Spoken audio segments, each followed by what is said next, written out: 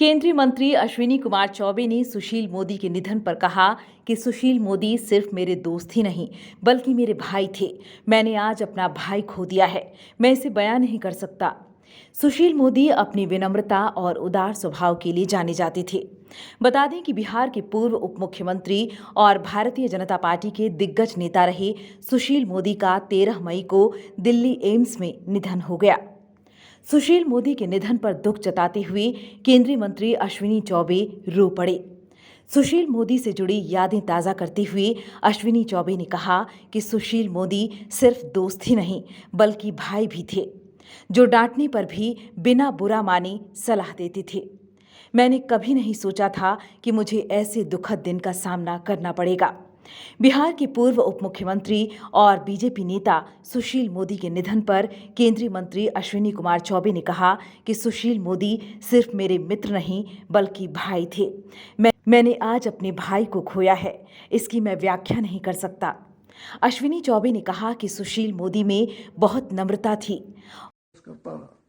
सुशील जी मेरे मित्र ही नहीं, कहा जाए उस परिवार से मेरा इतना लगाव रहा है। मैं भाई के नाते उस परिवार का रहा हूं उनके। मैंने आज अपने एक ऐसे भाई को खोया जिसकी व्याख्या नहीं। एक ऐसा भाई जो सचमुच में मेरे मित्र भी थे, मुझे सलाह भी देते थे, मुझे जो कुछ भी होता है कभी मैं डांट भी देता था उनको तो वो बुरा नहीं मानते थे। कभी मैं ये सोच भी नहीं सकता था कि ये बुरा दिन मुझे देखना पड़ेगा। सुशील जी सचमुच बहुत ही ऐसे विनम्र व्यक्ति, बराबर नम्रता कुट कुट कर भरी थी।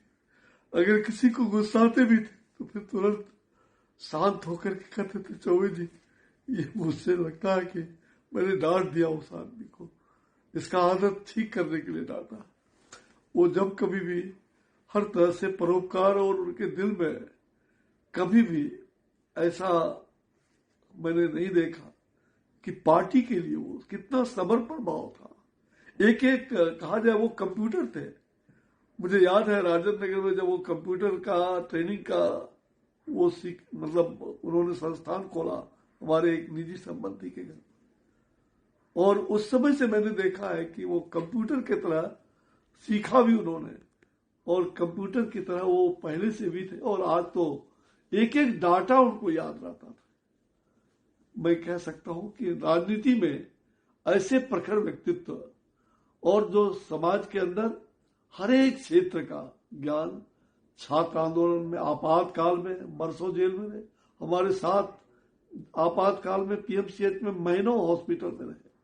उस समय भी उनकी व्यथा को, बीमारी के हालत में भी ये पुस्तक को कभी नहीं छोड़ते थे।